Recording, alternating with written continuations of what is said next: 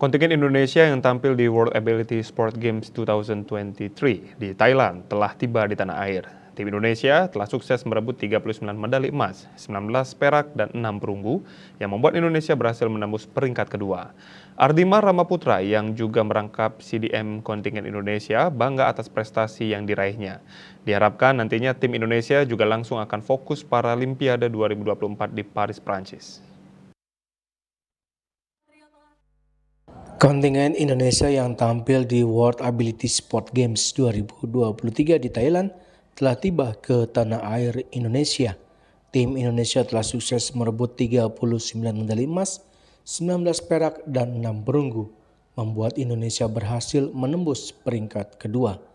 Ardima Ramaputra yang juga merangkap CDM kontingen Indonesia mengatakan sangat bangga dengan pencapaian prestasi Indonesia di WEC 2023. Terlebih hasil di event ini melebihi target yang sudah ditetapkan oleh National Paralympic Komite Indonesia dan Kemenpora.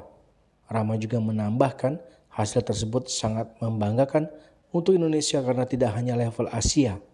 Tahun ini sudah lewati 2 ajang para yaitu ASEAN Para Games dan ASEAN Games yang mana kedua-duanya sudah melampaui target dan sudah membanggakan Indonesia. Diharapkan nantinya tim Indonesia juga langsung akan fokus Paralimpiade 2024 di Paris.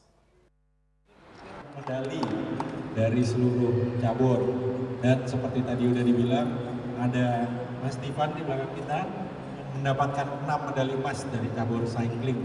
Kurang apa lagi itu, bisa bagi-bagi tuh kayaknya medalinya. Bisa pinjem satu kali. Biar saya paling malu soalnya kalau ada di sebelah kawan-kawan yang hebat ini gitu.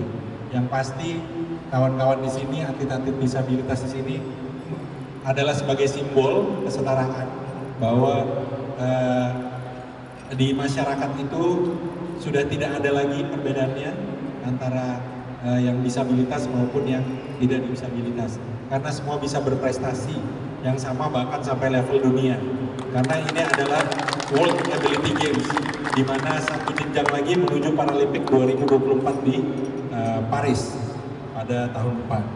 Jadi saya harapkan dan pemerintah juga pasti Mas Menteri mengirimkan pesannya sangat bangga dan berterima kasih atas perjuangan di Thailand.